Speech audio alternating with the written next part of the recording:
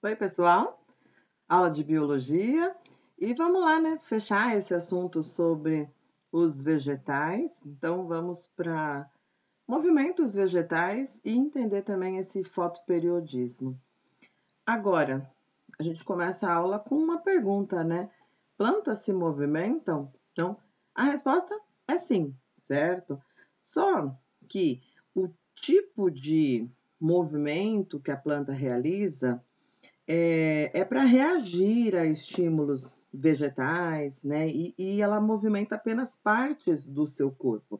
O que a gente tem que diferenciar a palavra movimento da palavra locomoção, certo? Locomoção é você se deslocar, né? E planta já não tem esse tipo de característica, né? Ela fica sempre fixa. Porém, partes do seu corpo ela consegue sim movimentar. E entre esses movimentos, né, nós temos aqui, ó, eles são divididos em 3 tipos, tá?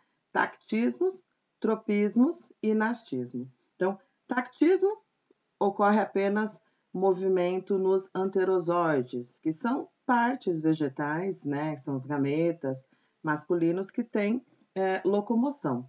Tropismos são movimentos sem deslocamento, certo? Só que são dependentes da origem do estímulo e geralmente, olha, irreversíveis. E os natismos, independentes da origem do estímulo, né? E normalmente eles são reversíveis. A gente vai ver cada um deles, tá? Então, primeiro, olha só, tactismo. Tactismo, ele é um movimento por deslocamento no espaço e são os anterozoides que realizam isso. Então, dentre os tactismos, né, o mais comum é o quimiotactismo, que ocorre em resposta a estímulos originados por substâncias químicas. Então, a resposta, que é o quê? O deslocamento dos anterozoides, sempre depende da origem do estímulo. Então, os anterozoides, eles se deslocam no sentido de onde foi originado o estímulo. E aonde foi originado o estímulo? A oosfera, que está lá no interior de um arquegônio. Então, quando a gente estuda lá briófitas, pteridófitas, que são os vegetais que possuem esses anterozoides, né, que são os gametas com esse flagelo, a oosfera libera um estímulo que atrai, né, que faz com que esse movimento ocorra. E aí o anterozoide se direciona até a oosfera e ocorre a fecundação. Outro movimento vegetal que nós vamos ter aí é o tropismo, certo? E o tropismo é o movimento por crescimento apresentado por caules, raízes, folhas e ocorre em resposta a estímulos ambientais e são orientados por ele, tá? Então, aqui nós vamos ter, olha só, dois tipos, né? Tem o tropismo positivo e tem o tropismo negativo.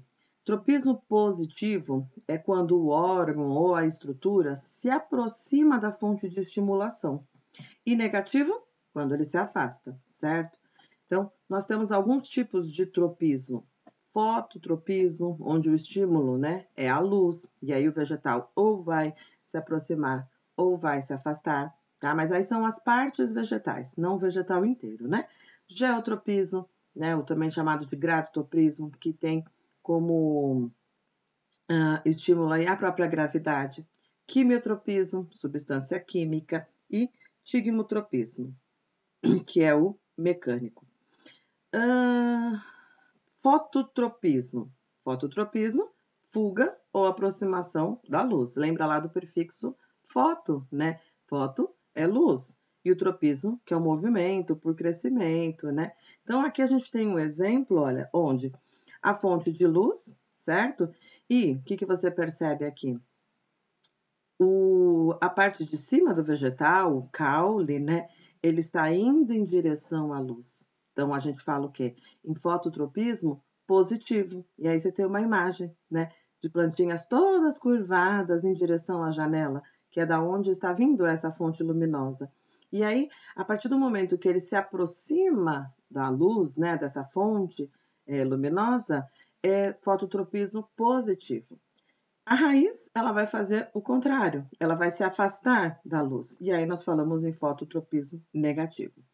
Tudo isso é comandado pelo hormônio auxina, tá bom? Isso é comandado pelo hormônio auxina. A gente já viu isso na aula de hormônios, mas agora colocando como isso acontece, tá? E aqui, olha só, como essa auxina trabalha, tá bom? A região que recebe menos luz, ela fica com mais auxina.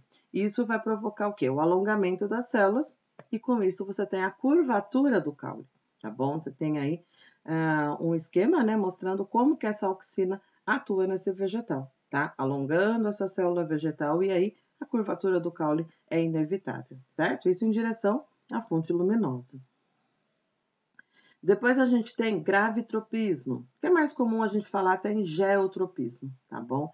Que é o movimento em resposta à gravidade. Então, você tem aqui uma planta em que o vaso, né, ele está colocado aí horizontalmente sobre uma mesa, e esse caule ele está crescendo, então, curvado para cima e a raiz para baixo.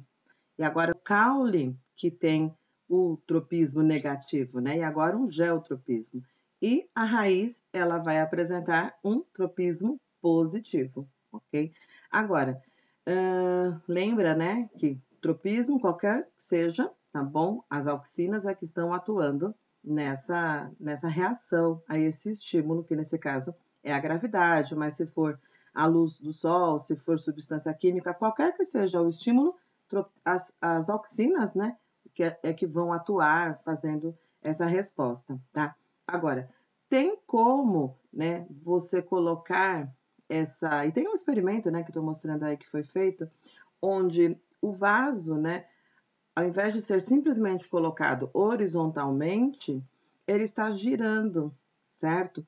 E isso vai fazer o quê? Vai fazer com que a auxina, né, ela seja distribuída por todas as partes do vegetal, e aí você anula o geotropismo, né? Então, conforme você coloca esse vaso girando, né, você faz uma redistribuição das auxinas e você anula, tá? Claro que você não vai ficar deixando o vaso girando constantemente, aqui é um experimento. Mas se você fizer rotação, né, no vaso, você vai anular essa questão do geotropismo, tá? O mesmo vai servir para o fototropismo, né? Se você for virando o vegetal, ele também vai anular, certo? Só que, no caso do fototropismo, é interessante que realmente ela se direcione para a luz, né? Outros casos agora, a gente tem o tigmotropismo, tá? Onde o tigmotropismo, o estímulo, ele pode ser por enrolamento de gavinhas, né? Que a gente conhece, por exemplo, numa planta aí, chuchuzeiro, tá? Que tem as gavinhas, que são os filamentos modificados, tá? Do vegetal. E aí ele pode ficar sobre um suporte, né? E nesse caso está mostrando aí as gavinhas, certo? Sobre um suporte que pode ser uma madeira, um fio que passou ali para que esse vegetal se fixe mesmo, tá bom? Então, esse é o tigmotropismo, movimento orientado por um choque ou por suporte mecânico, tá? E aí, aqui tem, né, os exemplos, olha, de como é essa gavinha. Você já deve ter visto isso, tá bom? Tem várias plantas que apresentam essa estrutura, tá bom? Então, é um movimento em resposta a estímulos de contato, tá? Como é o caso aí do chuchuzeiro, da parreira, tá? Também tem um vegetal chamado bucha, né? Que vai dar pra gente aí as esponjas vegetais. Também ele precisa estar apoiado a uma estrutura para poder se desenvolver. A face que está oposta à que está em contato com o suporte é a que recebe mais auxina e aí provoca esse alongamento celular. Tem mais um tipo, olha, que é o quimiotropismo, e aí o prefixo você já percebe, né, que é em relação a alguma substância química, certo? Agora, a gente tem como exemplo aqui o tubo polínico, né? Lembra lá que as angiospermas e as gimnospermas são vegetais que têm essa estrutura, né, lá do grão de pólen, que produz o tubo polínico, e o tubo polínico ele vai se formar em resposta às substâncias químicas que são liberadas pelo óvulo, certo? E aí o tubo polínico cresce, né, permitindo aí o transporte, né, dos núcleos gaméticos que estão ali no grão de pólen, tá bom? E aí, nós temos outro tipo de movimento vegetal, que são os nastismos, tá?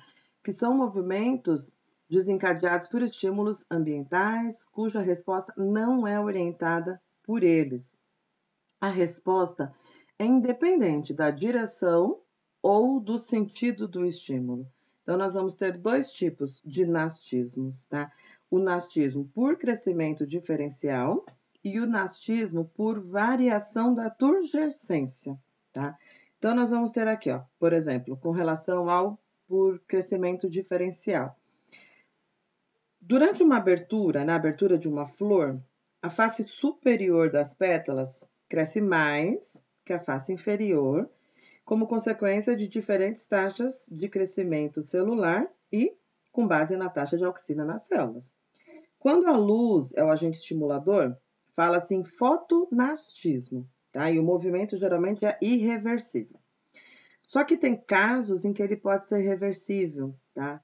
Como ocorre com as flores, por exemplo, da Amazônia, né? A flor Vitória Régia, tá? Que se abrem durante a noite e se fecham ao amanhecer, tá bom? Agora, tem também uma outra modalidade aí, que é o termonastismo, tá bom? Em que as variações de temperatura que agem como estimulantes. Então, você tem uma flor conhecida aí como tulipa, tá?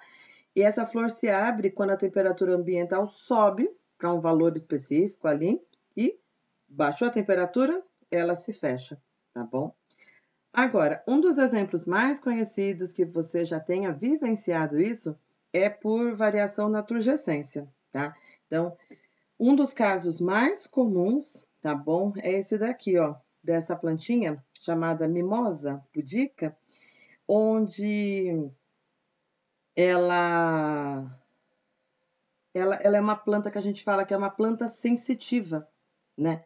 Se você passar a mão, como está mostrando ali na imagem, ela vai se fechar, né? E qualquer que seja o exemplo, né, dentro da variação de turgescência, o movimento ele é reversível, certo? Depois ela vai voltar a se abrir, você pode de novo lá fazer esse movimento para ter essa visualização, né, dela se fechando. Mas a gente também tem, como exemplo, os nastismos, né, que ocorrem aí com as plantas carnívoras, né? Dentro da planta carnívora, se você, né, tiver a possibilidade aí de visualizar uma, ela tem uns pelinhos, né, na parte interna, que quando o inseto para ali e toca naquele pelinho, porque às vezes o inseto passa de um jeito que não toca, não ocorre essa sensibilidade. Mas se tocar nesses pelinhos internos da planta carnívora, aí sim, imediatamente ela se fecha, aprisionando o inseto ali, né, para que depois ela possa fazer a digestão, tá bom? Agora, olha, fotoperiodismo, que é o quê? A influência da luz no comportamento do vegetal, tá? Então, é uma resposta à periodicidade diária da luz. Então, foto, certo? Nós vamos ver de novo, né? Luz e periodismo, né? Quanto de luz essa planta recebe diariamente. Então, esse fator, ele está associado aí a quedas de folhas, germinação de sementes, surgimento de flores e eu vou ficar aqui com o exemplo do surgimento de flores, tá bom? Então, floração. Nós temos 3 tipos de plantas características aí. Plantas indiferentes ao fotoperíodo. Temos as plantas de dia curto e as plantas de dia longo, certo? Então, vamos colocar assim, ó. A duração do dia em relação à noite, né? Tem um período aí de 24 horas. E isso é que a gente está chamando de fotoperíodo, tá? A reação da planta a essa duração é o que a gente chama de fotoperíodo. E a floração pode ser influenciada por esse evento, né? E aí, essa floração é que serve de indicador das estações do ano, tá? A gente conhece, a gente já ouviu falar, olha, tem planta que só floresce em setembro, tem planta que só floresce em março, justamente por conta dessa resposta, tá? A essa exposição à luz. E aí, tem as plantas que são indiferentes, certo? Para elas não tem relação nenhuma a isso. Então, a gente tem aí milho, feijão, algodão, tomate, girassol, vão florescer aí em qualquer época do ano, tá?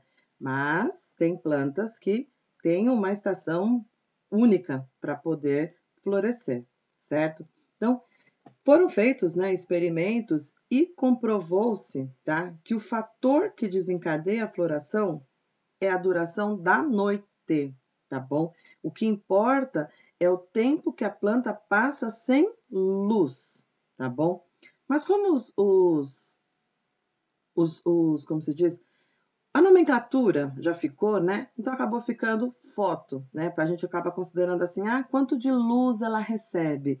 Mas na verdade, o que realmente influencia o vegetal a florir ou não, florescer ou não, é a quantidade de luz que ela recebe, tá bom? Então, você tem aqui, olha, planta de dia curto, e olha só, a noite é longa, tá? Isso é o que influencia para ela, tá? Quando ela tem noite longa, olha só, ela floresce. Só que se essa noite longa ela foi interrompida, então foi aí que percebeu-se que o que influencia não é a luz, e sim a falta dela, né, que vai estimular essa floração, é que percebeu-se, né, esse fator. Então, ó, a noite foi interrompida, nós vamos ter uma planta aí que não floresce. Porém, isso para uma planta de dia curto, porque para uma planta de dia longo, olha só, ela tem um efeito contrário, certo? Agora, a gente tem um hormônio, né, que ainda estão buscando maiores conhecimentos sobre ele, se é que tem realmente a ação de um hormônio diferenciado, né? Então, florígeno, a gente coloca aí como esse suposto regulador hormonal que está relacionado à floração, tá? Onde está aparecendo aí, né, de acordo com todos esses experimentos, né, que está relacionado ao período de escuridão contínua, né, não pode ser interrompido. Então, esse hormônio, acredita-se, né, após realização de experimentos, que esse hormônio ele atua nas gemas laterais do caule, fazendo diferenciar-se em flores. Só que essa substância, eles ainda não conseguiram fazer o isolamento dela, tá? Então, também não se sabe se realmente ela existe, tá? Mas tem hipóteses de que esse florígeno possa até ser um hormônio que a gente já estudou, que é a giberelina, tá? Que a giberelina, a gente viu que esse hormônio, ele atua estimulando o florescimento das plantas, porém, não se tem o conhecimento total ainda, né, de como a própria giberelina atua e se tem mais algum hormônio envolvido nessa reação, tá? Então, o que você tem aqui nesse esquema, nesse experimento, né? No 1, você tem a planta A, que só ela foi submetida a fotoperíodos indutores de floração, certo? E em 2, você tem a mesma planta, certo? Que ela não foi submetida a fotoperíodos indutores e ela também floresce, graças ao enxerto que foi feito. E esse fato, né, evidencia que alguma substância indutora da floração passa da planta A para a planta B. Por isso, eles acreditam que seja um hormônio, né, que passa aí pelos vasos condutores de seiva e aí é direcionado para outra planta e consegue permitir que ela floresça. Mas fica a dúvida ainda, né? Ainda está em estudo, não foi isolado, não foi identificado, tá? Mas é uma questão interessante de um mistério ainda para os botânicos, né? Então, ó, é isso. E finalizando, né, esse grupo vegetal, a fisiologia, né, como que funcionam os seus órgãos, as suas estruturas, tá bom? Até a próxima aula.